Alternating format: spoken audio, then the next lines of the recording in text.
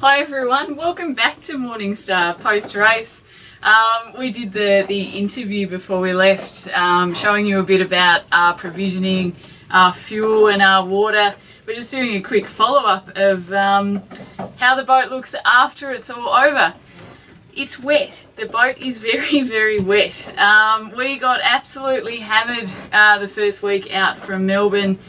We briefly had 40 knots on the nose, followed by 50 knots behind us. Everything got wet.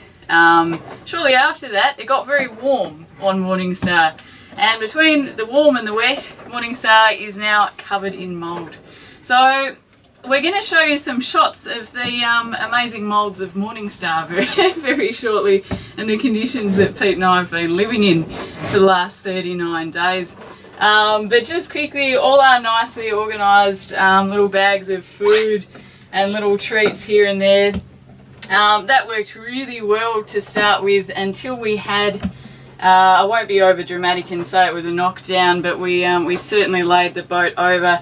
Everything that lives here ended up over there. Luckily no one was sleeping there at the time. But our 10-litre water containers, which we thought were quite secure behind the lee cloth, managed to fly over the lee cloth that was here and nicely park themselves on this side.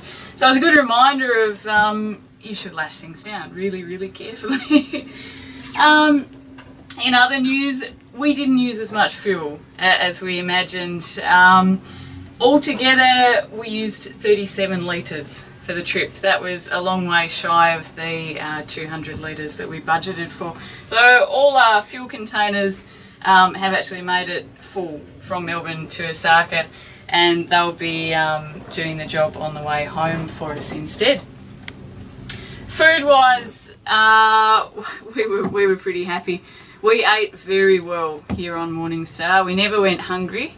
In spite of that, Pete lost an amazing 9 kilos. I lost 7. I probably had a bit more to lose than Pete, so he's looking mighty lean at the moment. But no doubt with the amazing Japanese hospitality, we'll put that back on very quickly. Okay, so now that we've done that, I'm going to show you a couple of little horror shows on Morningstar, starting with our fridge. We didn't actually run it as a fridge because we were very power conscious. It was just a storage space. In spite of that, we tried to pretend it was a fridge by keeping cheese and butter in there, which we overly optimistically thought would last for the whole trip.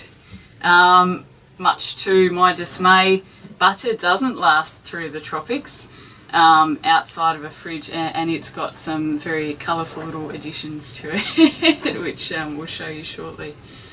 So that's probably enough of me talking. Let's show you some of these things. Okay, so this is our fridge here on Morningstar. Basically, we had our cheese and butter all melted, and even though we thought we had it in sealed containers, managed to then spread itself in an amazing layer of fatty goodness all throughout the storage space. So our cans of Red Bull and ginger ale then got covered in it as well. You can see some of the remnants of that throughout the fridge. We'll be doing a good clean-up job on that in the next couple of days. Everything became damp and salty. So any of our woodwork that I hadn't got around to varnishing before we left is now covered in this mould. Comes in white, green, grey and black. Again, we'll be working quite hard to dry the boat out and get rid of that. Before we left, all our kites had been obviously neatly packed and checked. Every kite is now out of its bag in a wet mess, along with our storm jib and various other things up in the forepeak, which we'll be trying to untangle and dry out over the next couple of days. It's amazing, you try really hard during the race to keep everything under control and organised. But certainly these last couple of days have been quite trying for us, and it shows when you look at the boat. So that's it from us here at Morningstar. We'll be starting our big clean up tomorrow, hopefully when the rain has stopped and we can properly dry things out.